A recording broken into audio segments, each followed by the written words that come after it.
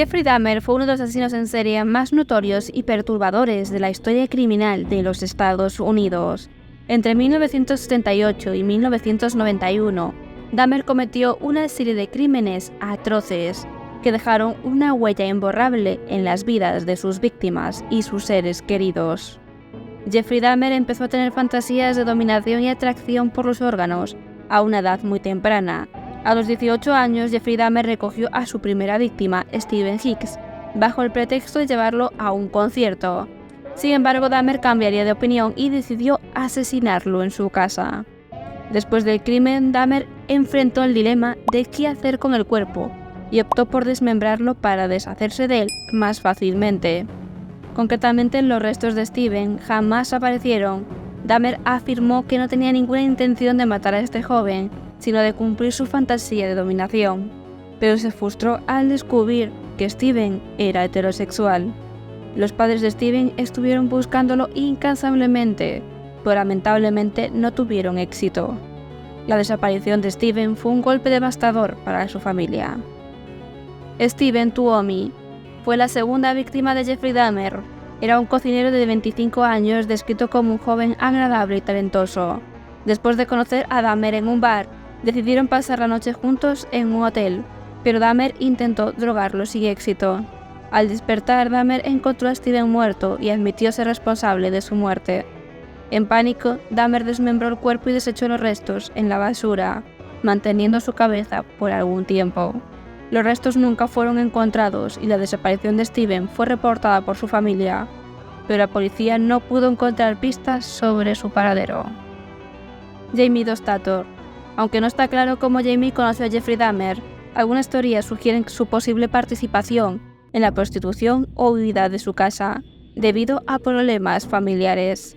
La madre de Jamie informó de su desaparición, pero su búsqueda no tuvo éxito, hasta que se confirmó que fue una de las víctimas de Jeffrey Dahmer. Jamie fue abordado por Dahmer cerca de un bar frecuentado por este asesino. Este le ofreció dinero por fotos y lo llevó a casa de su abuela para recibir el pago. Una vez allí, se cree que tuvieron relaciones, pero Dahmer se volvió dominante bajo los efectos del alcohol. Lo drogó y lo estranguló hasta la muerte, ocultando su cuerpo en el sótano durante una semana. Los restos de Jamie nunca fueron encontrados, ya que Dahmer utilizó su método habitual de desmembramiento y disolución de los huesos. Después de su detención, Dahmer ni recordaba el nombre de Jamie, solo una cicatriz de una de sus víctimas. Finalmente se pudo confirmar que Jamie había muerto a manos de Jeffrey Dahmer. Richard Guerrero desapareció a los 21 años y su hermana sospechaba que algo muy grave debería haber ocurrido. Durante el juicio de Jeffrey Dahmer, la hermana lo confrontó y lo llamó el diablo suelto en nuestras calles. Se cree que Richard conoció a Dahmer en un bar esa misma noche. Dahmer le ofreció dinero por fotos y lo llevó a casa de su abuela. Allí acabaría con su vida y conservaría su cráneo.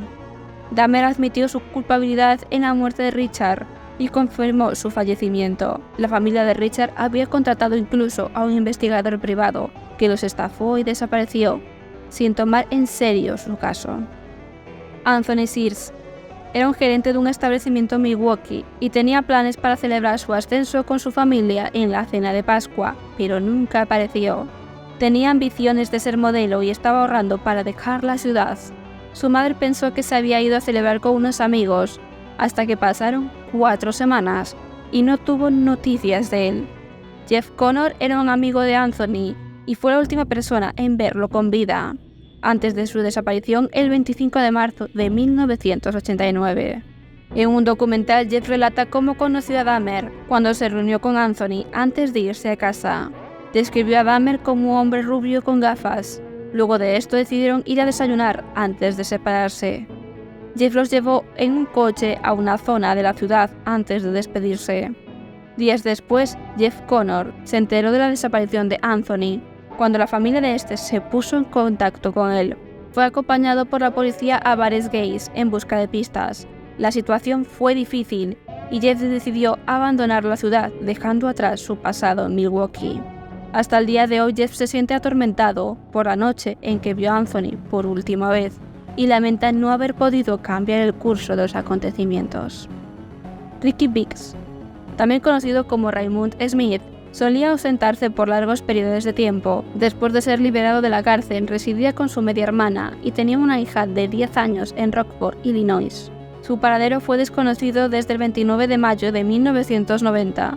Tras matarlo, le tomó algunas fotos en distintas posiciones. Eddie Smith, también conocido como Shake por sus amigos debido a que a menudo solía llevar un pañuelo en la cabeza, era un modelo aspirante de Milwaukee. En la noche del 14 de junio de 1990, Smith fue visto por última vez saliendo del bar de Phoenix en Milwaukee. Se cree que Smith conoció a Dahmer en dicho bar, y ambos fueron juntos al apartamento de este asesino en Wisconsin. Los amigos de Smith le dijeron a la policía que habían visto a los dos hombres juntos en varios clubs de Milwaukee antes de que Dahmer lo asesinara. El cuerpo del joven de 28 años nunca fue encontrado, pero las autoridades confirmaron que Dahmer lo había asesinado al encontrar fotografías de Smith en su casa. Y de hecho Dahmer también confesó haber llevado a cabo dicho crimen. Más tarde le dijo a las autoridades que se sentía terrible por haber asesinado a este joven, ya que no podía conservar ninguna parte de su cuerpo. Ernest Miller. Ernest Miller se encontraba en las vísperas de iniciar sus clases en una facultad de artes en Chicago y tenía grandes sueños de convertirse en un bailarín profesional. Sin embargo, fue visto por última vez el 2 de septiembre de 1990. Según su tía Vivian Miller, Ernest era un chico talentoso que soñaba con ser bailarín desde joven. Además de su pasión por la danza, también participaba en actuaciones y solía cantar en la iglesia. Después de graduarse en la Milwaukee High School of the Arts en West Division, Ernest trabajó durante algunos años antes de emprender su camino hacia la universidad. Tuvo un encuentro con Jeffrey Dahmer fuera de una librería. Según las declaraciones de este, sentía una gran atracción física hacia Miller. Dahmer causó daño a la arteria carótida y luego procedió a desmembrarlo en la bañera. Además de esto, se sabe que Dahmer llevó a cabo actos perturbadores con el cuerpo de Miller, sin entrar en detalles específicos. David Thomas era el padre de una niña de tan solo 2 años. Según Chandra Bateland, su exnovia, Thomas era una persona divertida y con propensión a las estafas. La última vez que tuvo conocimiento de David fue el 24 de septiembre de 1990. Aunque no era inusual que Thomas se ausentara durante semanas, Chandra decidió no denunciar su desaparición ese mes. Posteriormente, Dahmer declararía que a pesar de habérselo llevado a su apartamento, no era su tipo. El cuerpo de Thomas nunca fue hallado, pero su familia pudo identificarlo a través de las perturbadoras fotografías que Dahmer guardaba en su apartamento. Curtis Strauter dejó la escuela secundaria y se unió a Gay Youth Milwaukee a la edad de los 15 años. Tenía un empleo como asistente de enfermería, pero perdió poco antes de desaparecer. Curtis tenía planes de obtener su certificado de equivalencia de escuela secundaria y asistir a una escuela de modelos. También era conocido por los apodos de Demetra y Curta. El 18 de febrero de 1991, Jeffrey Dahmer se aproximó a Curtis en la parada de un bus cercana a la Universidad de Merck. Le ofreció dinero para que posara para unas fotografías y, al igual que con sus otras víctimas, lo drogó, inmovilizó y posteriormente lo asesinaría en su apartamento. Curtis fue visto por última vez el 7 de marzo de 1991. Se sabe que Curtis vivía con su abuela y su madre Dorothy, quien brindó su testimonio durante el juicio. Elroy Lindsay, de 19 años y residente de Milwaukee, Wisconsin, fue descrito como una persona generosa y amigable. Era el hijo menor de una familia de 6 hermanos. Abandonó su hogar el 7 de abril de 1991. Según un amigo, Elroy trabajaba haciendo figuras de yeso. El día de su asesinato se encontró con Jeffrey Dahmer y fue llevado de regreso al apartamento de este.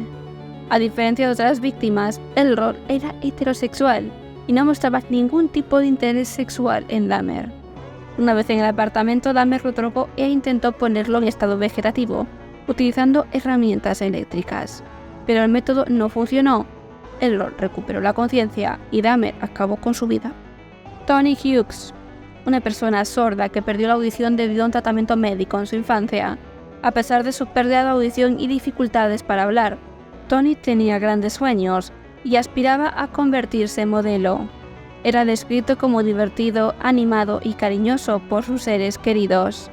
Tony y Jeffrey Dahmer se conocieron en el bar gay Club 219, y desarrollaron una relación amistosa y sentimental. Aunque Dahmer no conocía el lenguaje de señas, se comunicaban a través de notas escritas a mano. De hecho, la serie Monster muestra esta relación, pero los testimonios de Dahmer contradicen la versión presentada en dicha serie. Una vez en el apartamento de Dahmer, Tony fue drogado y estrangulado. Dahmer conservó algunas partes de su cuerpo como trofeos. Se encontraron fotografías de Tony en perturbadoras Polaroid de Dahmer, pero esto ayudaría posteriormente a su identificación. La madre de Tony, Shirley, fue una figura destacada en el juicio contra Dahmer y leyó un poema conmovedor. Aunque Shirley ha sido un apoyo ejemplar para otros familiares de las víctimas y está involucrada en una organización sin ánimo de lucro, expresó su descontento con la forma en la que la serie presentó a su hijo. Tony Hughes fue visto por última vez el 24 de mayo de 1991 y su caso fue reportado como desaparecido el 31 de mayo. Su identificación se logró meses después, cuando se encontró el cráneo en el apartamento de Dahmer. Connelag Syntaphone. El incidente que involucró a la policía de Milwaukee el 27 de mayo de 1991 hizo que el nombre de Connelag se volviera ampliamente conocido en este caso. Después del incidente, Dahmer logró convencer a los agentes de que este joven, en realidad, era menor de edad, tenía 19 años y estaba borracho, y afirmó que ambos tenían una relación. Era uno de los 3 hijos que aún vivían en casa en el momento de su desaparición. Solía jugar al fútbol regularmente en Millet Park y estaba en su primer año de estudios en la escuela secundaria de Pulaski. Cuando los oficiales John Balterzak y Joseph Gravish respondieron a la llamada que reportaba que un joven asiático desnudo corría por un callejón cerca del apartamento de Dahmer, solo registraron el nombre Dahmer y no elaboraron ningún informe formal.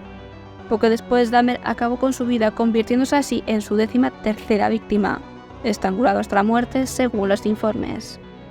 Matt Turner, de Flint, Michigan, residía en Chicago y tenía el sueño de convertirse también en modelo. Se encontró con Dahmer después de participar en un desfile del orgullo gay y aceptó regresar a Milwaukee con él. Lo convenció de ir a su apartamento para posar desnudo a cambio de dinero. En su apartamento, Dahmer acabaría con su vida. Turner también a veces usaba el nombre Donald Montrell. Se había escapado de su casa un año antes de su fallecimiento y había terminado en un centro de rehabilitación en el lado norte de Chicago. La última vez que se le vio fue el 30 de junio de 1991.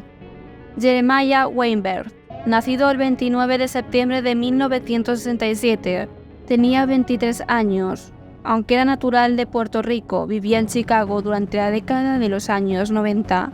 Según en los informes del USA Today, trabajaba como representante de clientes en una tienda de vídeos. Su compañero de clase, Tim Gideon, describió a Jeremiah como alguien que amaba el arte y era muy meticuloso. Recordó que su escritorio siempre estaba ordenado y sabía dónde se guardaba todo. Además, solía vestirse muy bien y siempre se preocupaba por su apariencia y cómo lo veían los demás. Según los informes de Assamt, Jeremiah fue visto por última vez el 6 de julio de 1991. Mientras trabajaba en dicha tienda de vídeos, este joven conocería a Jeffrey Dahmer. Decidieron tomar un bus a Greyhound a Milwaukee y pasar el fin de semana juntos. Sin embargo, Jeremiah no tenía ni idea de que este sería su último día. Esa noche, Jeffrey drogaría a este joven, le inyectó agua hirviendo en el cráneo, causándole un daño cerebral severo que lo dejó en coma. Después de 2 días en coma, su condición empeoró y finalmente falleció. Oliver Lacy provenía de Oak Park, Illinois. Era el hijo menor de 3 hermanos y estaba comprometido para casarse, y tenía un hijo de 2 años. Durante su tiempo en la escuela secundaria River Forest, Lacy participó en carreras de pista. Según su madre, Catherine Lacy, era conocido por ser discreto y sincero. Además, llevaba consigo una cruz que pertenecía a su difunto padre. Después del fallecimiento de su padre, se había mudado a Chicago. Se sabe que Lacy desapareció el 12 de julio de 1991 y fue la primera víctima de Dahmer en ser identificada. Joseph Breithoff se había trasladado recientemente de su residencia a un apartamento alquilado por su hermano Donald en Milwaukee. Estaba en búsqueda de empleo después de haber vivido previamente en Illinois y Minnesota. En Minnesota se sabe que tenía una esposa y 3 hijos. cuyas edades variaban desde los 2 a los 7 años. Era aficionado a los deportes y disfrutaba de la pesca. El 16 de julio de 1991 salió para una entrevista de trabajo y nunca regresó. Su encuentro con Dahmer ocurrió en una parada de bus cercana al campus de la Universidad de Marquette y se convirtió en la última víctima de Dahmer. Tracy Edwards, la última persona que sería atacada por Jeffrey Dahmer, quien fue capaz de escapar y dar aviso a las autoridades sobre este infame asesino conocido como el monstruo de Milwaukee. Gracias a su valentía y testimonio, Dahmer fue finalmente arrestado en el año 1991. En conclusión, las víctimas de Jeffrey Dahmer fueron personas que provenían de diferentes trasfondos y circunstancias de la vida. Algunos eran jóvenes con sueños y aspiraciones, como serían el famoso Tony Hughes, quien a pesar de su pérdida de audición se esforzaba por lograr sus metas como modelo. Otros como Conner Axitafon o Joseph Breithaupt fueron atrapados en encuentros fortuitos con Dahmer que terminaron en tragedia. El caso de Jeffrey Dahmer y sus víctimas nos muestra la complejidad y la tragedia de los crímenes.